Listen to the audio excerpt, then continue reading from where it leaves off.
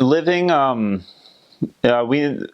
think some missionaries did live with members, but we never lived with members. The mission gave you a budget to pay rent for a house, and we'd always just live in a house somewhere. The houses are made of cement. They have no air conditioning, and sometimes plumbing can be not quite as good as American plumbing. They don't have carpet in Mexico. Like, I never once saw carpet my whole mission, except in the mission president's house. That was the only time I ever saw carpet. They usually have either cement or tile floors. Actually, they always have cement or tile floors. Sometimes you usually do, but sometimes you don't have hot water in your house. In my first house, I didn't have any hot water, so we'd have to shower in cold water, which was fine because during summer and temperatures get up to, are frequently above 100, so it's not a big deal. And at night, it's still very hot, so cold shower is not a problem. I mean, the housing is good though. Like, sometimes it was a bummer that you didn't have air conditioning, but it's still nice, being able to live on your own. And I think being independent from the members can be a good thing to an extent, because it allows you to focus a little bit more on the work, because sometimes members honestly can be a distraction because they want to help the missionaries out or treat the missionaries.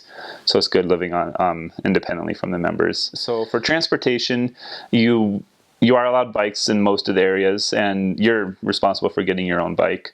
I only biked for a fourth of my mission, and then the rest of my mission I walked basically. And biking, lots of biking or walking. There's no cars. Nobody drives in Mexico. None of the missionaries drive. And a lot of people don't have cars either. A lot of just the members or anybody. Most people don't have cars. For transportation, if you don't want to bike or walk, there's buses, which are very cheap.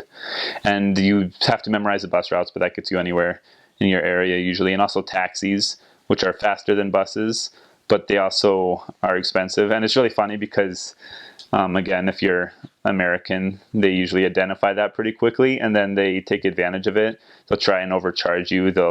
Instead of taking the straight line to wherever your destination is as a taxi driver, they'll try and make as many loops and back turns as they can to rack up the price. And so taxi is probably not the most economic way to travel, but if you have an emergency and know how to handle the taxi driver, it's good. Also, there's the buses.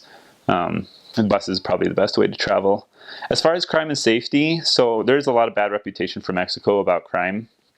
And within Monterrey, and the surrounding area, there's a lot of crime. But from what I observed, in my mission, I'd hear gunshots, and you'd hear a lot of people who had experiences.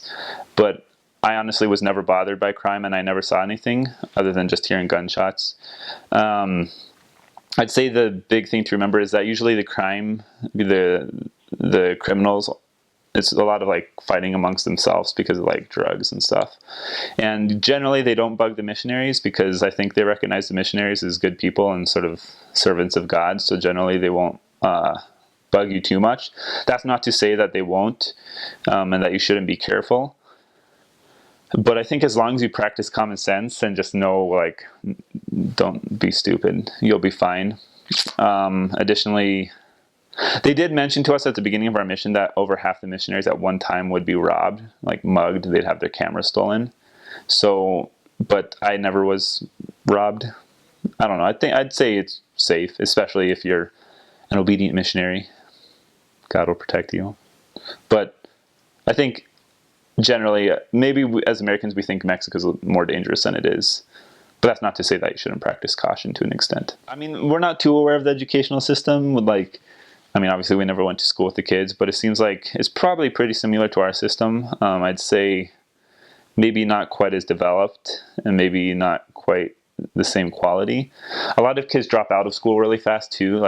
There's not the same laws enforcing that you keep going to school. I think most kids generally go until high school, and then a lot of kids drop out in high school. And that's because a lot of the jobs in Mexico, a lot of the jobs that people do, at least in Monterrey, will be family businesses. They'll open a little shop, or they'll do a car repair factory, or there's a factory business. There's a lot of opportunities for work that you don't need even a high school education for.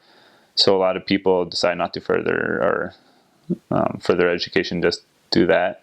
However, a lot of people, I mean, you can go to college after high school, and there are enough people who do that. I mean, there's still like, obviously there's doctors and everything we have here in Mexico, so they still have a demand for that.